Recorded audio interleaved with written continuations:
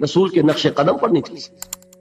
قرآن پر ایمان کے دعوی ہیں، اور قرآن جس شے کو حرام ٹھہرا رہا ہے اسے اپنے لیے جائز کیا ہوا ہے. اللہ کے رسول فرماتے ہیں ما آمن بالقرآن من استحل محارمہ، جو قرآن کی حرام کردہ کسی شے کو اپنے لیے حلال ٹھہرا لے اس کا قرآن پر کوئی ایمان نہیں. یہ سب کچھ کیوں ہے؟ آخرت کا خوف. قرآن مجید میں پہلی وحی جو آئی تھی اقرا، ان 5 آیات کے بعد 3 آیات ہیں. کاش کہ کوئی، جو میں نے آپ کو پہلے بتایا اس فلسفی کا نام جس نے 2 کتابیں لکھی، کانٹ، کاش کہ کوئی اسے یہ 3 آیات پڑھا دیتا. اقبال نے کہا تھا نا نیٹشے کے بارے میں، اگر ہوتا وہ مجذوب فرنگی اس زمانے میں تو اقبال اس کو سمجھاتا مقام کبریا کیا ہے. اگر کانٹ کہیں ہوتا اور اسے یہ 3 آیات کوئی پڑھا دیتا، کلا ان الانسان لیطغی، انسان میں بغاوت، سرکشی، تعدی، ظلم یہ پیدا ہو ہی جاتا ہے، دست درازی کر بیٹھتا ہے، دوسروں کا حق مار بیٹھتا ہے. کیوں؟ الراہ استغنا، کہ وہ دیکھتا ہے کوئی پکڑ نہیں ہے. اگر میں انگارہ ہاتھ میں پکڑوں ہاتھ جل جائے گا، اگر زبان پر رکھوں زبان جل جائے گی، جھوٹ بولوں کچھ نہیں ہوگا، چھالا بھی نہیں پڑے گا، جلنا تو بہت دور کی بات ہے. میں حرام خوری کر رہا ہوں، مجھے کوئی تکلیف نہیں پہنچ رہی، پھل رہا ہوں، پھول رہا ہوں، پھیل رہا ہوں، میری عزت بڑھ رہی ہے، لوگ میرے سے جھک کر مل رہے ہیں.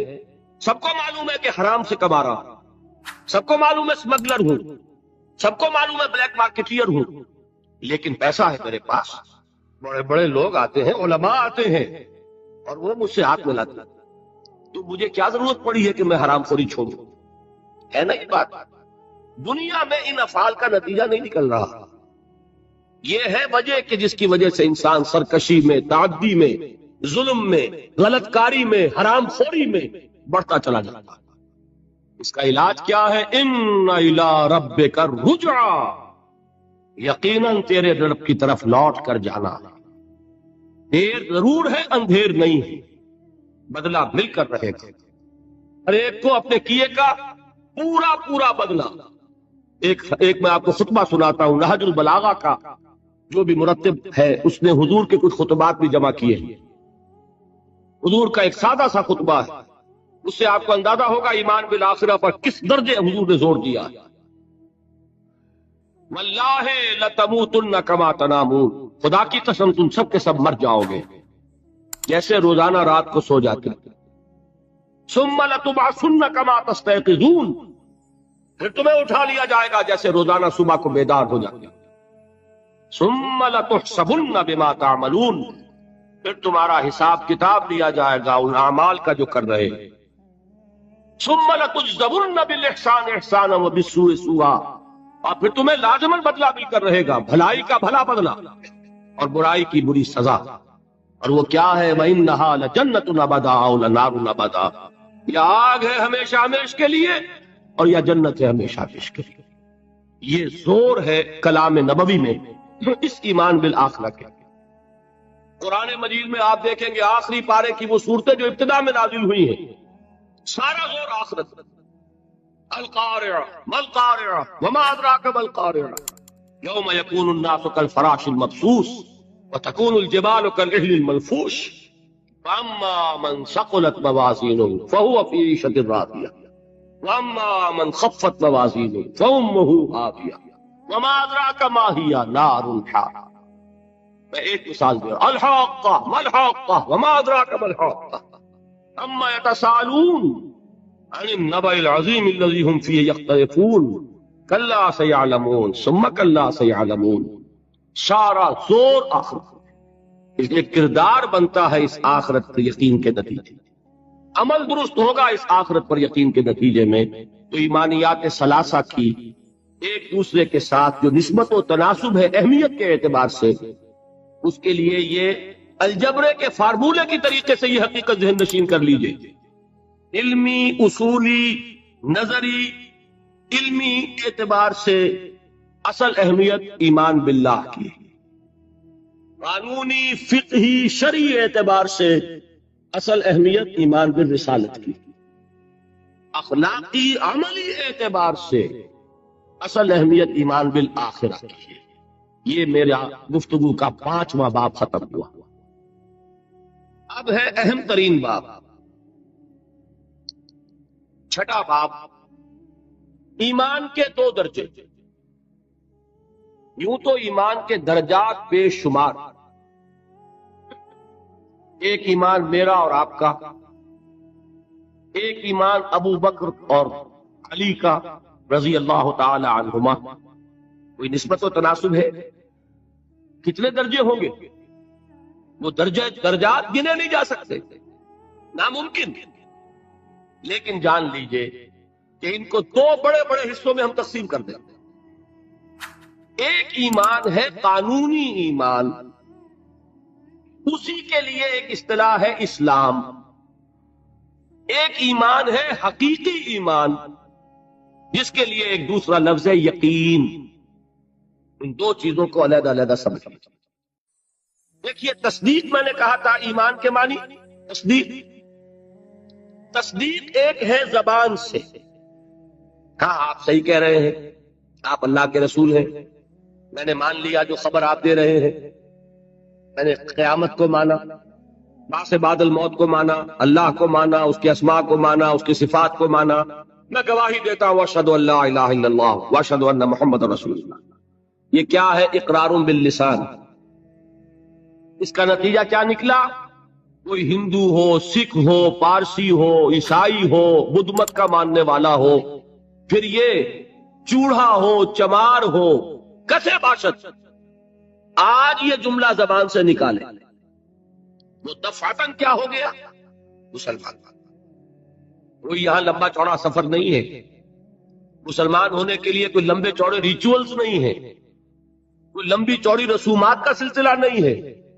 جو شخص یہ کہہ دے اور اقرار باللسان، ہم اسے مسلمان مانتے ہیں، الا یہ نوٹ کر لیجئے، مغالطہ ہو جاتا ہے بعض لوگوں کو، الا یہ کہ بعد میں یہ معلوم ہو کہ وہ کوئی ایسی بات بھی مانتا ہے جو اسلام کی یا حضور کی دی ہوئی بنیادی تعلیمات کے خلاف۔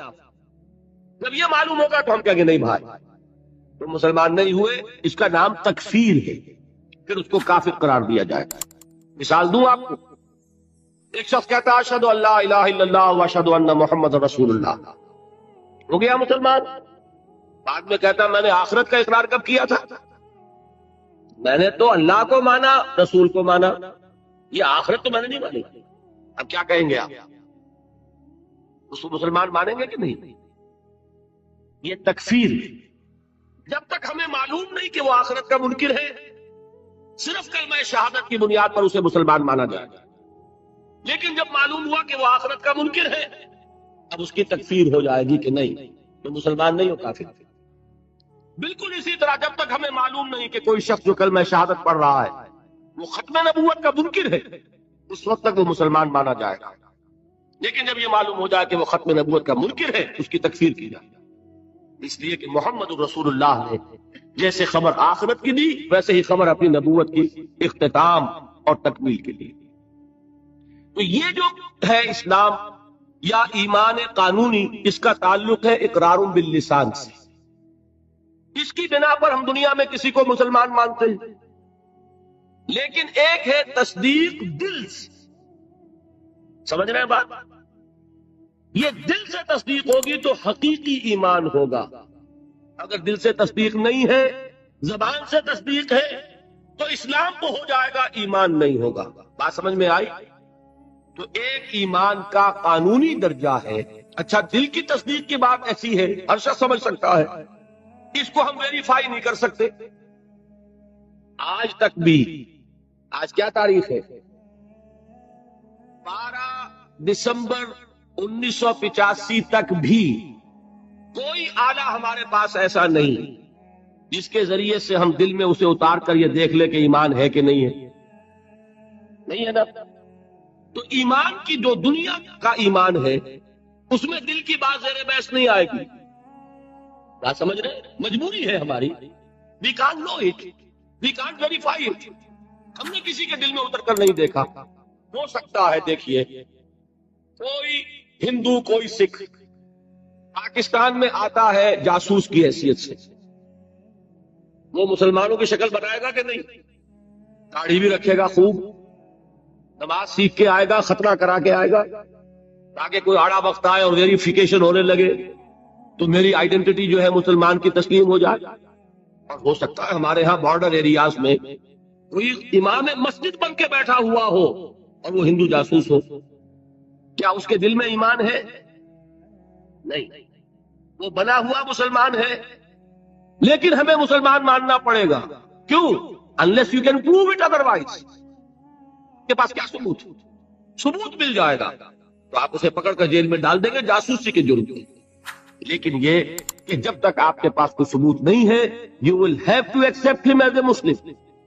اس لیے کہ مسلمان ہونے کے لیے قانونی طور پر ایمان کا تقاضا پورا کرنے کے لیے صرف اقرار باللسان، دل کی تصدیق کو اس میں ہم کہیں زیر بحث لا ہی نہیں سکتے۔ It's impossible. یہی معاملہ اچھی طریقے سے سمجھ لیجئے۔ ایک شخص عین حالت جنگ میں، آج کل تو خیر دور سے ہوتی ہے ٹھاٹھا، لیکن یہ کہ وہ زمانہ جب کہ حضور کے زمانے میں جہاد ہوتا تھا، قتال ہوتا تھا، دو بدو جنگ ہے، تلوار ہے۔ واقعہ پیش آیا ہے بالفعل حضرت اسامہ ابن زید، جو یوں سمجھیے کہ حضور کے پوتے ہوئے۔ حضرت زید کو حضور نے منہ بولا بیٹا بنایا تھا۔ وہ تو جب سورہ احزاب نازل ہوئی اور اللہ نے فرمایا کہ اسلام میں کوئی منہ بولا بیٹا نہیں ہے، لوگ انہیں کہا کرتے تھے زید ابن محمد، حضور نے ان کو متبنہ بنایا ہوا ہے۔ پھر ان کو کہا گیا زید ابن حارثہ، تو ان کے بیٹے ہیں حضرت اسامہ، اور حضور انتہائی محبت کرتے تھے۔ ان کا یہ واقعہ ہوا، ایک جنگ میں ایک کافر کے ساتھ مقابلہ ہوا۔ حضرت اسامہ نے جبکہ بالکل وہ زد میں آ گیا، تلوار ان کی اٹھی ہوئی تھی، اس نے فوراً کلمہ پڑھ دیا، اشہد ان لا الہ الا اللہ واشہد ان محمد رسول اللہ۔ اب ان کے لیے ایک پرابلم ہو گیا، تلوار چلے یا نہ چلے۔ انہوں نے یہی سمجھا کہ یہ صرف جان بچانے کے لیے ہیلا کر رہا ہے، بہانہ کر رہا ہے، تلوار نہیں روکی، گردن اڑا دی۔ لیکن دل میں ایک دغدغہ بھی رہا کہ بات پتہ نہیں میں نے صحیح کی غلط کی۔ حضور کی خدمت میں خود پیش کیا معاملے کو۔ حضور نے فرمایا اسامہ، کلمہ شہادت کے ہوتے ہوئے تمہاری تلوار کیسے چلی؟ عرض کیا حضور اس نے صرف جان بچانے کے لیے کلمہ پڑھا۔ حضور نے اس کی نفی نہیں کی، لیکن یہ فرمایا کہ اسامہ قیامت کے دن کیا جواب دو گے جب کلمہ شہادت تمہارے خلاف استغاثہ لے کر آئے۔ اس کلمہ شہادت اور قانونی ایمان کی یہ اہمیت ہے۔ اور مثال سننی چاہتے ہیں؟ قصر خلافت کا محاصرہ کیا ہوا ہے، حضرت عثمان 50 دن تک محاصرہ ہوا، پانی کٹا ہوا ہے، کوئی رسد جانے نہیں دی جا رہی۔ حضرت عثمان کو معلوم ہے یہ باغی ہے، معلوم ہے کہ یہ لوگ اسلام کی صرف انہوں نے ڈھال لی ہوئی ہے، یہی ہے جو فتنہ پیدا کر رہے ہیں، لیکن وہ ڈھال قانونی ایمان کی ڈھال ہے، کلمہ شہادت ادا کر رہے ہیں۔ کوئی جرم ابھی ثابت نہیں ہو سکا، ابھی تو انہوں نے قتل نہیں کیا، حضرت عثمان کو شہید نہیں کیا، تو کسی جرم کے وقوع میں آنے سے پہلے اس کی سزا کیسے دے؟ حضرت عثمان کا جو فیصلہ تھا، بعض لوگ ناسمجھ لوگ، کم سمجھ لوگ، بلکہ میں سمجھتا ہوں کہ نیتوں میں فتور ہے جو یہ کہتے ہیں کہ حضرت عثمان نے یہ بڑا غلط کیا، بڑی کمزوری دکھائی، معاذ اللہ ثم معاذ اللہ۔ یہ وہی تو بات ہے، حضرت عثمان تلوار کیسے اٹھائے جبکہ وہ کلمہ شہادت کی ڈھال رکھتے؟ کیا کہا تھا انہوں نے کہ میں ہرگز اپنی تلوار کو کسی کلمہ گو کے خون سے رنگین کرنے کے لیے تیار نہیں، یہ مجھے شہید کرنا چاہتے ہیں کر دیں، لیکن میں اپنی جان کے تحفظ میں کسی کلمہ گو کا خون نہیں بہاؤں گا، اس لیے کہ یہ کلمے کی ڈھال بہت بڑی ڈھال ہے، جس کو کہ حضرت اسامہ، حضور فرما رہے ہیں کہ اسامہ کیا جواب دو گے قیامت کے دن جب یہ کلمہ شہادت تمہارے خلاف استغاثہ لے کر آئے؟ یہ ہے اس قانون کی اہمیت۔ قانونی ایمان اس دنیا میں انتہائی اہمیت کا حامل ہے۔ حضور نے فرمایا کہ ایک مسلمان کی جان اور اس کی آبرو اللہ کی نگاہوں میں اتنی محترم ہے جتنا کعبہ۔ یہ تو آج ہمارا حال ہو چکا ہے کہ مسلمان کے خون سے خنجر آلودہ کر رہا ہے، مسلمان کی گردنیں کاٹ رہا ہے۔ ہمارے ہاں بڑی جنگوں کو چھوڑیے، جو ہو رہی ہے اس وقت، آپ دیکھیں گے کہ ہمارے ہاں ہمارے ممالک میں خاص طور پر پاکستان میں چند ٹکوں کے لیے انسانی جان لی جا رہی ہے. چھوٹے چھوٹے جھگڑے، چند روپے کا جھگڑا ہے اور انسانی جان لی گئی، جس کو حضور نے فرمایا کہ اس کا احترام اللہ کی نگاہ میں بالکل اتنا ہے جتنا کعبے کا احترام. یہ ہے اس قانونی اسلام کی اہمیت. لیکن یہ جان لیجئے اس قانونی ایمان کا عمل دخل صرف اس دنیا تک ہے. آخرت میں سابقہ پیش آئے گا اس ہستی سے جو ہماری طرح لاچار نہیں ہے، وہ دلوں کے حال کو جانتی ہے، علیم بذات الصدور ہے، وہ جانتی ہے یعلم ما تسرون وما تعلنون. اللہ تو جانتا ہے جو کچھ تم ظاہر کرتے ہو اور جو کچھ تم چھپاتے ہو. واللہ علیم بذات الصدور، وہ تمہارے سینوں کی کیفیت کو جانتا ہے. لہذا یہ قانونی ایمان کیا مانی؟ اگر صرف اقرار باللسان ہے اور تصدیق بالقلب نہیں ہے، یہ ایمان دنیا میں معتبر ہوگا، دنیا میں ایک مسلمان کی حیثیت سے تسلیم کرا لے گا.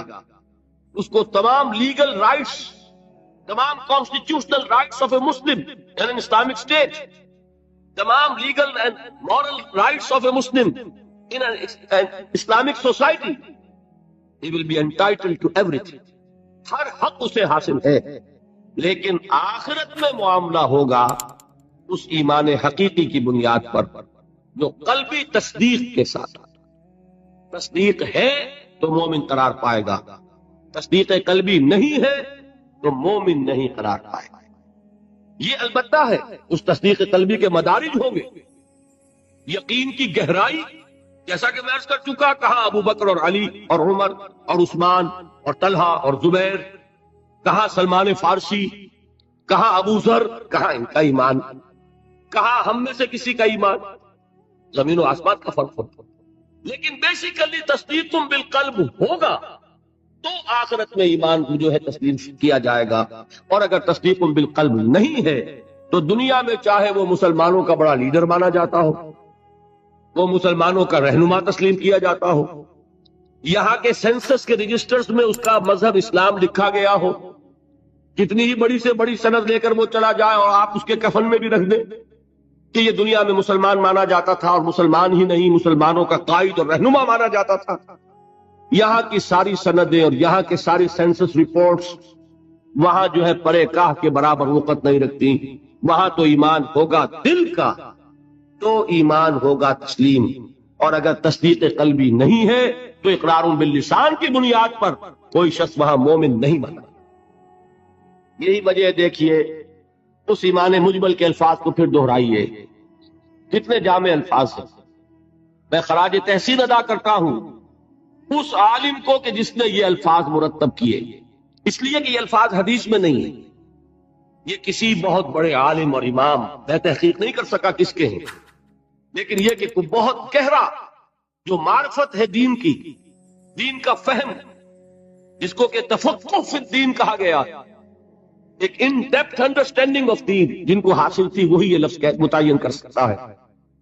آمنت باللہ کما ہوا باسمائہ و صفاتہ وقبلت جمیع احکامہ. آگے کیا ہے؟ اقرار باللسان و تصدیق بالقلب. میں زبان سے اقرار کر رہا ہوں، دل سے تصدیق کر رہا ہوں. دونوں چیزیں ہیں تو قانونی ایمان بھی مہیا ہو گیا، حقیقی ایمان بھی مہیا ہو گیا. اور اگر یہ دونوں چیزیں نہیں ہیں، صرف اقرار باللسان ہے تو وہ دنیا میں مسلمان سمجھا جائے گا. اگر تصدیق قلبی نہیں ہے آخرت میں وہ مومن شمار نہیں ہوگا. اچھا ایک اور شکل بھی ہو سکتی ہے، ہو سکتا ہے تصدیق بالقلب ہو لیکن اقرار نہ کرے، یہاں وہ شخص بھی یہاں مسلمان نہیں مانا جائے. وہاں کا معاملہ اللہ کے حوالے ہے، وہ انڈیویجول کیس ہے، اللہ تعالیٰ جیسے چاہے اس سے معاملہ کرے. لیکن یہاں مسلمان اور مومن منوائے جانے کے لیے اقرار باللسان لازمی ہے. کسی شخص کو لاکھ یقین ہو، ابو جہل نے بھی اقرار کیا تھا جب اس سے سوال کیا گیا کہ کیا تمہارا یہ خیال ہے کہ محمد جھوٹ کہہ رہے ہیں صلی اللہ علیہ وسلم؟ انہوں نے کہا نہیں، محمد نے کبھی جھوٹ نہیں بولا. پھر سوال کیا گیا پھر ان کی بات کیوں نہیں مانتے؟ اس نے صاف اقرار کیا. میں یہ کہا کرتا ہوں give the devil his due. وہ ابو جہل ہے، کفار کا چوٹی کا لیڈر، حضور کا نہایت یوں کہیے کہ دشمن، لیکن یہ کہ اس کو بھی اگر اس کے اندر کوئی بات تھی تسلیم کیجئے، give the devil his due، اس نے جھوٹ نہیں بولا، سچ بولا۔ اس نے کہا میں کبھی نہیں مانتا یہ کہ حضور یہ محمد صلی اللہ علیہ وسلم جھوٹ بولتے، کبھی جھوٹ نہیں بولا۔ بھائی مانتے کیوں پھر نہیں؟ کہنے لگا کہ ہمارے اور ان کے درمیان ایک مسابقت اور مقابلہ چل رہا تھا۔ یہ قبائل کے اندر آپ کو معلوم ہے مقابلہ ہوتا ہے ایک دوسرے سے آگے بڑھنے کا، کہیں گھوڑا آگے بڑھانے پہ جھگڑا اور کہیں پانی پینے پلانے پہ جھگڑا۔ تو قریش ایک قبیلہ ہے، قریش کے گھرانے ہیں، یہ بنو ہاشم، بنو امیہ، بنو عدی، بنو تیم، بنو فلاں۔ تو اس نے کہا کہ ہمارے اور بنو ہاشم کے درمیان ایک مقابلہ تھا، مسابقت تھی، ہم کندھے سے کندھا لگائے آ رہے ہیں آج تک، اپنے آگے نہیں نکلنے دیا بنو ہاشم کو۔ انہوں نے سخاوتیں کی، ہم نے ان سے بڑھ کر کی، انہوں نے لوگوں کو کھانے کھلائے، ہم نے بڑے دسترخوان بچھا دیے، ابھی تک تو ہم کندھے سے کندھا ملائے آ رہے ہیں، اگر ان کی نبوت مان لیں تو ہم قیامت تک کے لیے نیچے ہو جائیں گے، اور یہ مجھے گوارا نہیں۔ اور مثال چاہیے، قرآن کتنی مرتبہ کہتا ہے کہ یہود کے علماء حضور کو اس طرح پہچانتے تھے جیسے اپنے بیٹوں کو پہچانتے، یعرفونہ کما یعرفون ابناہم۔ ایک شخص لاکھوں میں بھی اپنے بیٹے کے پہچان میں غلطی نہیں کرے گا۔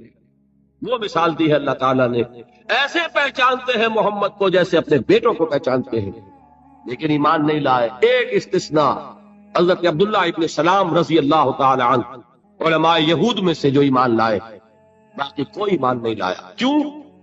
کہ آج تک تو ہماری سرداری ہے، ہماری چودراہٹ ہے، لوگ ہم سے فتوے مانگتے ہیں، لوگ ہم سے آ کر پوچھتے ہیں، ہمارے ہاتھ چومتے ہیں۔ اگر ہم محمد کو مان لیں، ہماری سیادت، ہماری قیادت، ہماری چودراہٹ، ہماری مسند نشینی، یہ سب کی سب ختم ہو جائے گی، اور یہ ہمیں گوارا نہیں۔ یہ ہے اصل سبب۔ تو اقرار باللسان لازم، اور دنیا میں اسی پر دار و مدار ہے کسی کے مسلمان مانے جانے کا، لیکن تصدیق بالقلب لازم، اور آخرت میں کسی کے مومن مانے جانے کا کلیتاً دار و مدار تصدیق بالقلب۔ یہ دونوں باتیں علیحدہ علیحدہ۔ اصل میں ہمارے ہاں ایسا ہوا ہے کہ ان چیزوں میں صحیح طور پر علیحدہ علیحدہ نہ سمجھنے کی وجہ سے بڑی کنٹروورسیز ہو گئی ہیں، بڑے مغالطے، بڑے مباحثے، بڑے مناظرے، علم کلام کی بڑی بحثیں، ایمان کی حقیقت، ایمان اور عمل کا تعلق، ان چیزوں میں سارے اختلافات ریزالو ہو جاتے ہیں اگر یہ بنیادی بات آپ کو معلوم ہے۔ دیکھیے، ایک انتہا پر نکل گئے خوارج۔ خوارج نے کیا کیا؟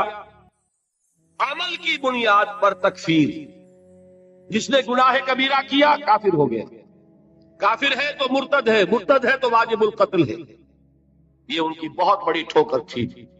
اس دنیا میں مسلمان مانے جانے کا سارا دار و مدار صرف اقرار پر ہے۔ نماز نہ پڑھو کافر نہیں ہوگے، نماز کا انکار کرو گے کافر ہو جاؤ گے، روزہ نہ رکھو فاسق اور فاجر شمار ہوگے، روزے کا انکار کر دو کافر ہو جاؤ گے، زکوٰۃ نہیں دیتے ہو کوتاہی ہے، عملی کوتاہی ہے، گناہ ہے، اللہ کے ہاں سزا پاؤ گے، کافر نہیں ہوگے، زکوٰۃ کا انکار کر دو گے کافر ہو جاؤ گے۔ اسی طریقے سے کوئی شخص شراب پیتا ہے فاسق ہے، فاجر ہے، کافر نہیں ہے۔ اگر یہ کہتے شراب حرام نہیں ہے کفر ہو جائے گا، قرآن کی نفی ہو گئی، کفر نہیں۔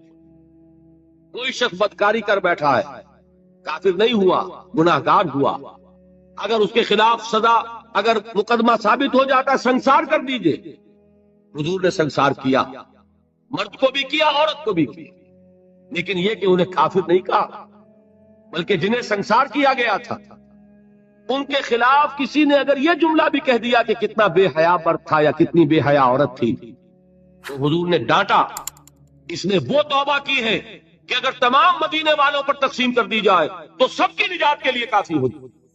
حالانکہ مدینے میں منافقین بھی بھرے ہوئے تھے، حضور نے فرمایا اتنی بڑی توبہ کی اس اللہ کی بندی نے، خطا ہو گئی، جذبات کے رو میں آ کر کوئی کیا نہیں کر بیٹھتا۔ لیکن آپ ذرا غور کیجئے، اس اللہ کی بندی کا تصور کیجئے جو خود چل کر آتی ہے، حضور مجھ سے وہ خطا ہو گئی ہے جس کی سزا رجم ہے، آپ مجھے پاک کر دیجئے، میں اللہ کے ہاں نہیں جانا چاہتی، مجھے آپ کو سزا دے کر اس دنیا میں پاک۔ حضور نے اپنا رخ پھیر لیا، وہ پھر آیا۔ حضور نے پوچھا دماغ خراب تو نہیں ہے؟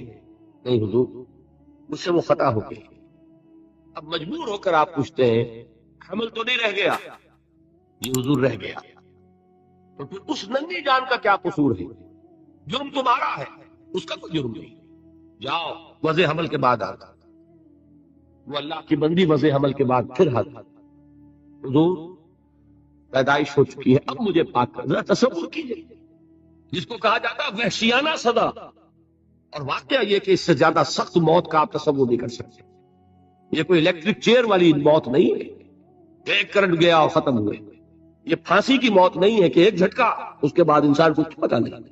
کہ آپ کو نظر آ رہا ہے کہ جسم جو ہے پھڑپڑا رہا ہے، تڑپ رہا ہے، اس کو کچھ پتہ نہیں۔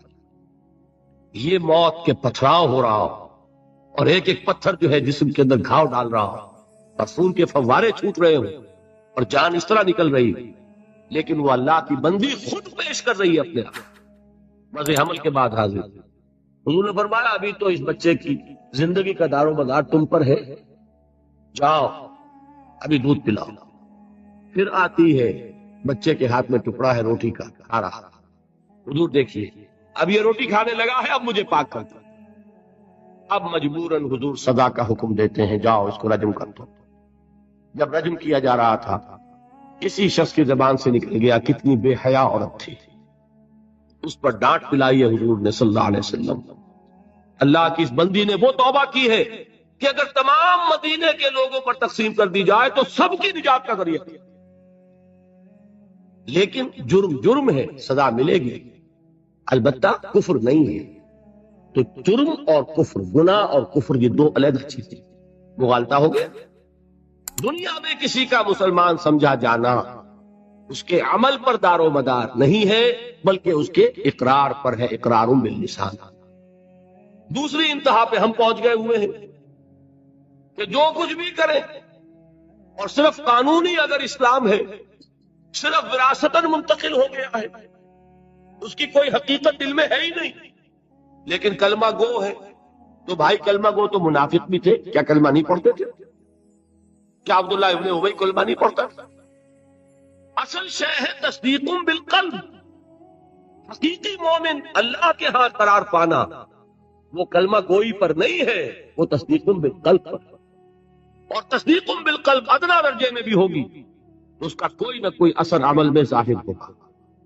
یہ ایمان اور عمل صالح کا وہ تعلق ہے جس پر کہ انشاءاللہ کل بحث ہونی ہے۔ میں نے عرض کیا تھا 2 ابواب کل زیر بحث آئیں گے۔ ایمان کا عمل سے کیا تعلق ہے، اور ایمان کا جہاد کے ساتھ کیا رشتہ ہے، یہ کل اور پرسوں جو ہے یہ 2 مباحث آئیں گے۔ اب میں ان کو یہاں چھوڑتے ہوئے آگے آخری بحث شروع کر رہا ہوں، ایمان اور عمل۔ ایمان کا اصل حاصل دیکھیے، جہاں سے ہم چلے تھے وہاں پہنچ گئے۔ ایمان کا مادہ کیا ہے؟ عمل۔ نفس کہاں سے بنا؟ امن سے۔ امن کسے کہتے ہیں؟ نچنت ہونا، بے فکر ہونا، کوئی خطرہ نہیں، کوئی خوف نہیں، کوئی رنج نہیں، کوئی غم نہیں، کوئی ملال نہیں، کوئی اندیشہ نہیں، کوئی کھٹکا نہیں، یہ ہے امن۔ ایمان کا اصل حاصل جو انسان کو حاصل ہوتا ہے، اگر ایمان حقیقی موجود ہو، وہ امن، وہ سکون، وہ اطمینان ہے، وہ اندرونی سکون، اندرونی امن، قلبی اطمینان۔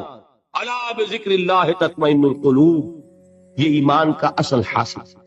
میں اس کو ذرا ایک تو میں ان آیات کے حوالے سے سامنے رکھنا چاہتا ہوں۔ سورہ انعام کی آیت میں نے آپ کو سنائی تھی۔ سورہ انعام میں ایک مومن اور ایک مشرک، 2 گروہوں کو سامنے رکھا گیا، پھر سوال کیا گیا ای الفریقین احق بالامن ان کنتم تعلمون۔ اے ہوش مندو، اے عقل والو، ذرا سوچو امن کا مستحق کون ہے ان دونوں گروہوں میں سے؟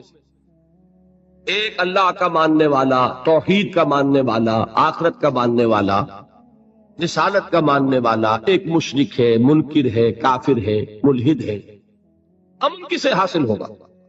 سوال کیا گیا اور اب جواب خود دیا گیا، الذین آمنوا ولم یلبسوا ایمانہم بظلم اولئک لہم الامن وہم مہتدون۔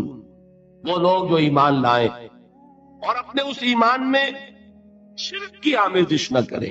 اب اس پر ایک مکمل تقریر میری ہونی ہے، مجھے 17 تاریخ کی آپ کو بتائی گئی۔ شرک کسے کہتے ہیں، شرک کی اقسام کیا ہے، شرک کی قسمیں کیا ہیں، اس کا بھی بڑا محدود تصور ہے ہمارے ذہنوں میں۔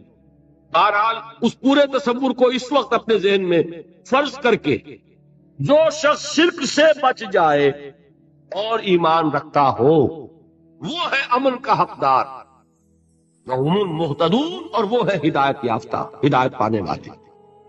ایمان اور امن کا یہ رشتہ ہے۔ ایک اور حوالے سے اس کو ذہن میں بٹھا لیجئے، جب آپ نئے مہینے کا چاند دیکھتے ہیں، ہلال دیکھتے ہیں، تو کیا دعا مانگتے ہیں؟ اگر اللہ نے توفیق دی ہے، اگر آپ نے یاد کی ہے دعائے مسنونہ، کیا الفاظ ہیں؟ اللہم اہلہ علینا بالامن والایمان والسلامت والاسلام۔ اے اللہ، یہ مہینہ جو اس چاند کے ساتھ چڑھ رہا ہے، شروع ہو رہا ہے، طلوع ہو رہا ہے، اے اللہ اس مہینے کو ہمارے لیے امن اور ایمان اور سلامتی اور اسلام کا ذریعہ بنا۔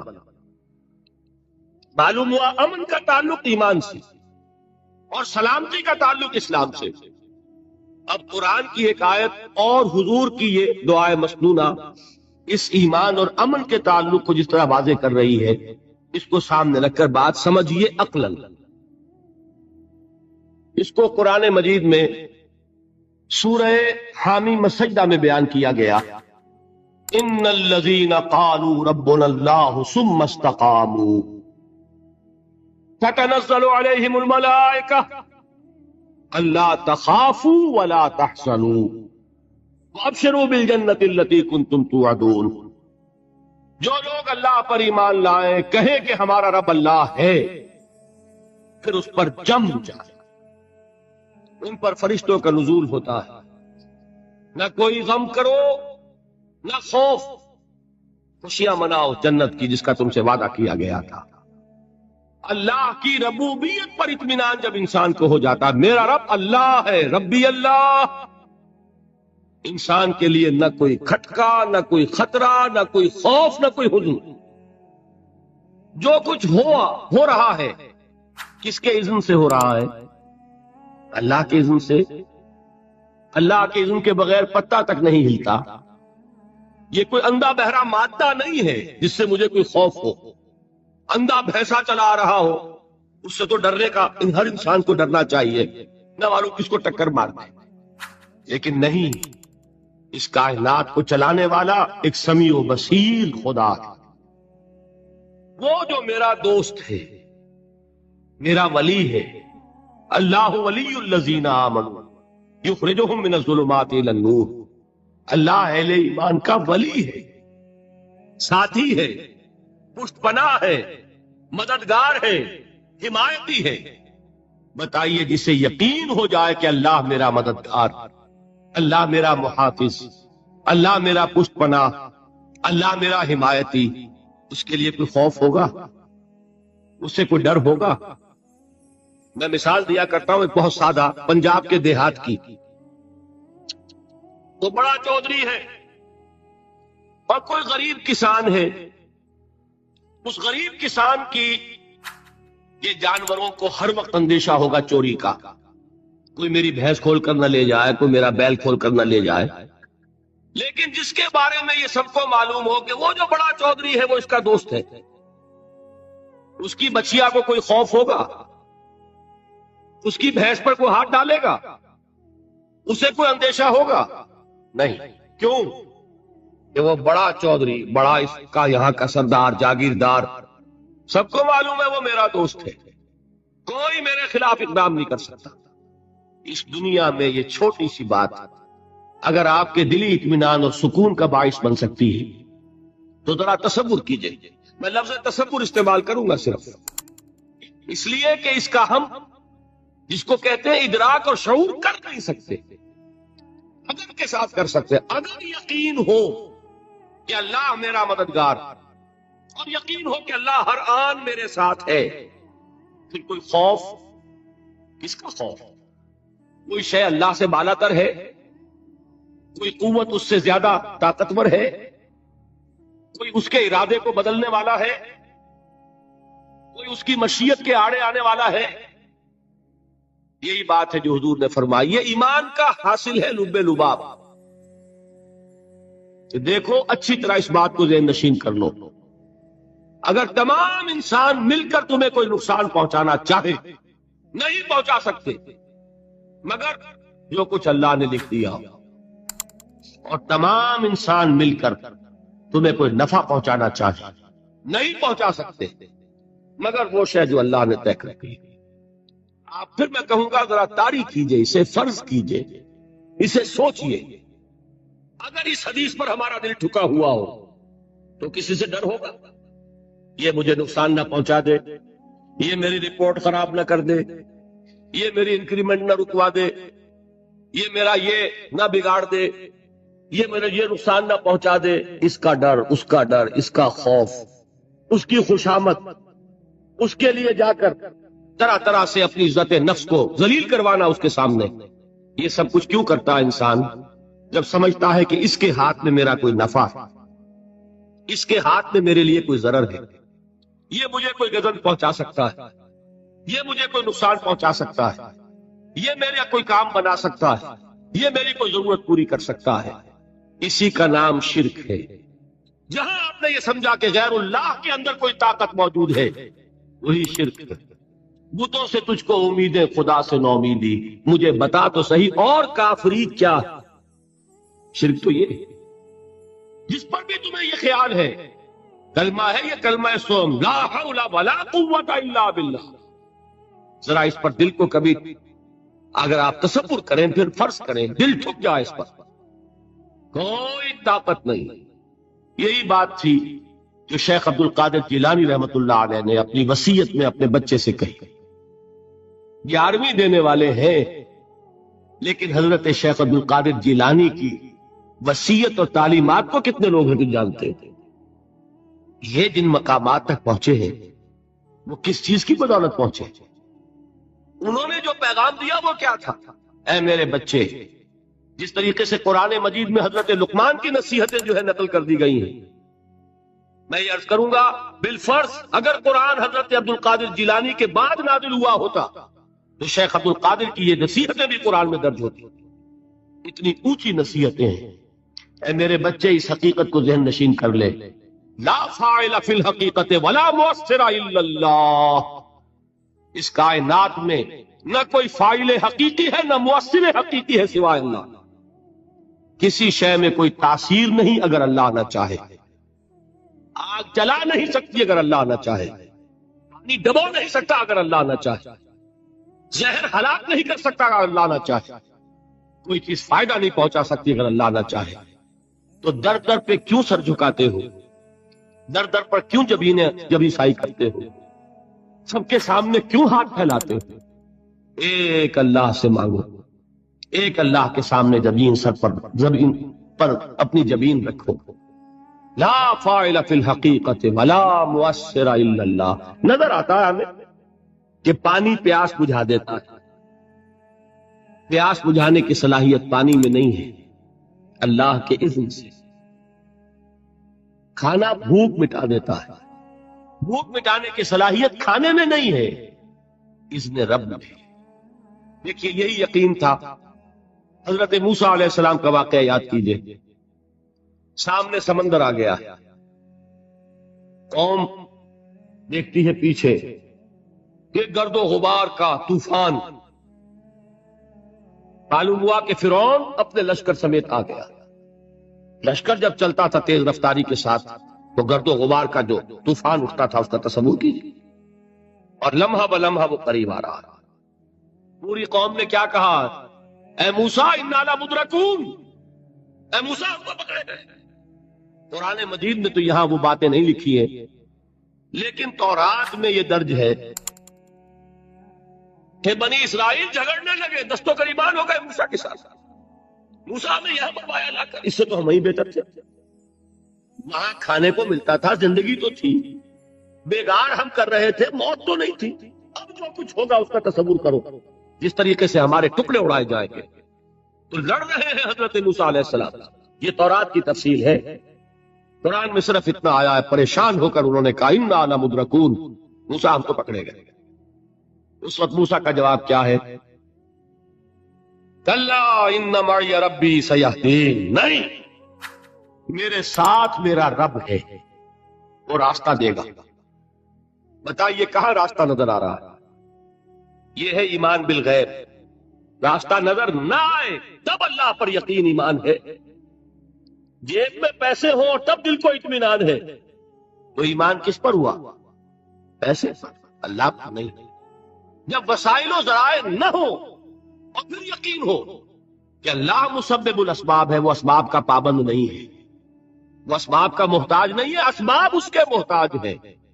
اگر یہ یقین ہے تو اللہ پر ایمان ہے، یہ نہیں ہے تو تمہارا ایمان اسباب پر ہے، وسائل پر ہے، ذرائع پر ہے، مادیات پر ہے، اللہ پر نہیں۔ اس وقت کہاں راستہ تھا؟ تو راستہ تھا سمندر ہے، اور ادھر سے لشکر آ گیا ہے۔ اللہ ان معی ربی سیہدین۔ اب دیکھیے ایمان کہہ دینا آسان ہے، ہوا معکم اینما کنتم، جہاں کہیں بھی تم ہوتے ہو اللہ تمہارے ساتھ ہوتا ہے، لیکن اس کا یقین قائم ہو جائے تو زمین و آسمان کا فرق واقع ہو جائے۔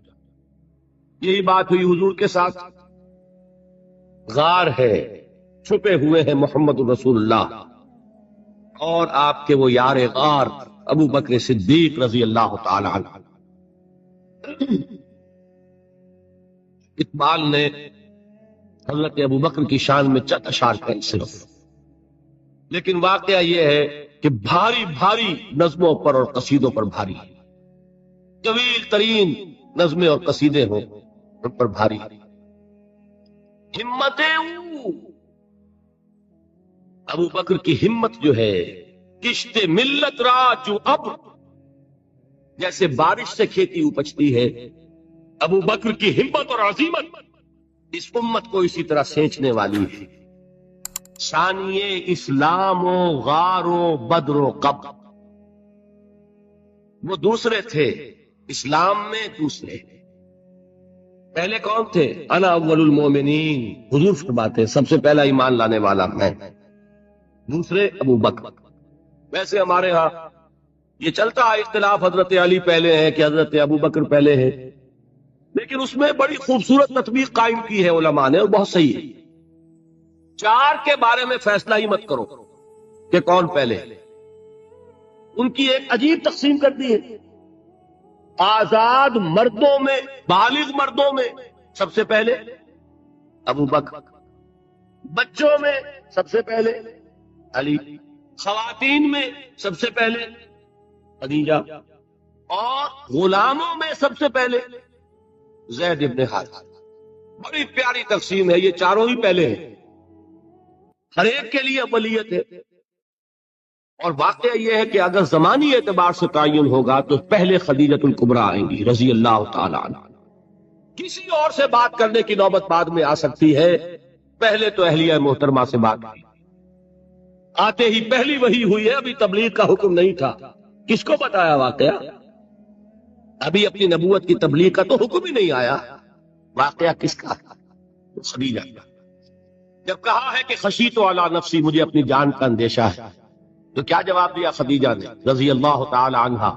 وہ صدیقۃ الکبریٰ، صدیقات جو ہے خواتین، ان میں چوٹی پر خدیجۃ الکبریٰ ہے رضی اللہ تعالی عنہا، اور صدیق جو مرد ہیں ان میں صدیق اکبر ہے ابو بکر صدیق رضی اللہ تعالی عنہ، لیکن صدیقات میں چوٹی۔ جب حضور نے فرمایا خشیت علی نفسی، کیا فرمایا؟ کیا عرض کیا؟ کیسے تسلی دی؟ نہیں، اللہ آپ کو ضائع نہیں کرے گا، آپ غریبوں کے ہمدرد ہیں، آپ مساکین کے تکالیف رفع کرنے والے ہیں، آپ بیواؤں کی سرپرستی کرتے ہیں، آپ مسافروں کی خدمت کرتے ہیں، اللہ آپ کو ضائع نہیں کرے گا۔ یہ یقین ہے اس خاتون کے اندر۔ خیر وہ ایک علیحدہ بات ہو جائے گی، میرے دل پر حضرت خدیجہ رضی اللہ تعالیٰ عنہ کی شخصیت کا گہرا نقش، جو وہ کوئی اور ہی وقت اور موقع ہوا تو بیان ہوگا۔ بہرحال اقبال نے ایک مصرے میں جو 4 اولیتیں جمع کر دی ہیں، ہمتیں او کشت امت را چو ابر، ثانی اسلام و غار و بدر و قبر۔ اسلام میں حضور کے بعد پہلے کون؟ ابو بکر۔ غار میں حضور کے ساتھ کون؟ بکر۔ بدر کی رات اللہ کا رسول سربسجود وہ جھاڑ، وہ گھاس پھوس کی جو جھوپڑی بنائی گئی تھی، اور وہاں تلوار ننگی لے کر پہرا دینے والا کون؟ ابو بکر۔ اور اس حجرہ عائشہ میں محمد کے بعد سب سے پہلے دفن ہونے والا کون؟ ابو بکر رضی اللہ تعالی عنہ وصلی اللہ علیہ وسلم۔